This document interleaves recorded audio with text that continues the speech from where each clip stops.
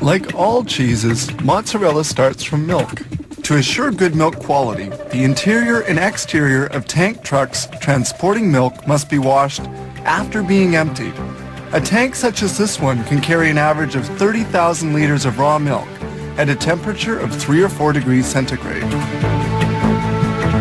Raw milk destined for cheese making contains 3.8% fats and 3.3% proteins. They store the milk and whey, a milk byproduct, in these immense silos, each with a capacity of 225,000 liters. This milk separator extracts surplus cream to adjust the percentage of fat according to the type of cheese to be made.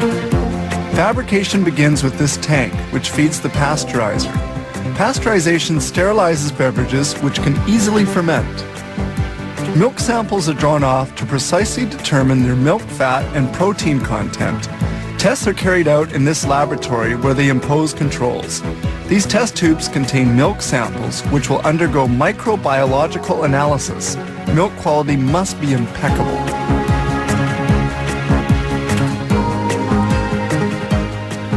This is a curdler with a 25,000 liter capacity into which milk and other essential ingredients for making mozzarella are introduced, such as the enzyme rennet that curdles the milk.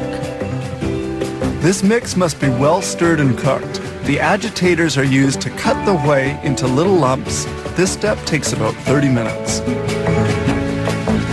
The temperature of the tanks depends on the type of cheese they're making.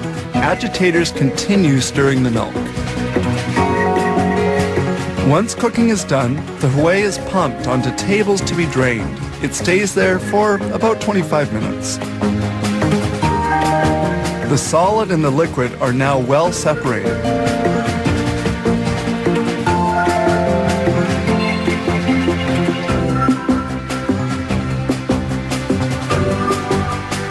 The liquid we see draining is called lactose serum. The lactose serum will be concentrated and transformed into milk byproducts.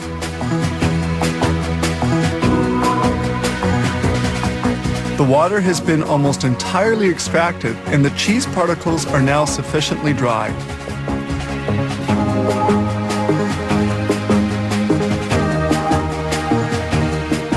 This large automated blade then moves cheese particles towards the next step. That is, toward the molder.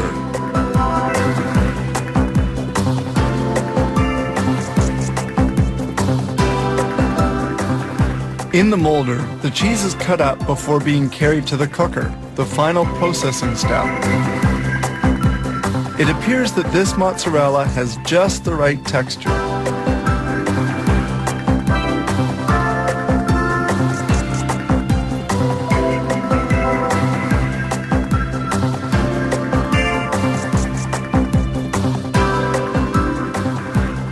The cheese finally arrives at the molder, which will give it the proper shape.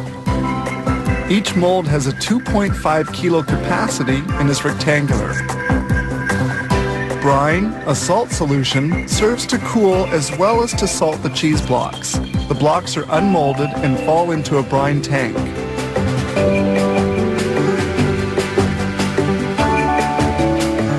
Following on, the cheese blocks will remain in another brine solution for a while. They are then carried by a conveyor towards another tank, where they will be immersed for 4 to 10 hours at a temperature of 2 degrees centigrade.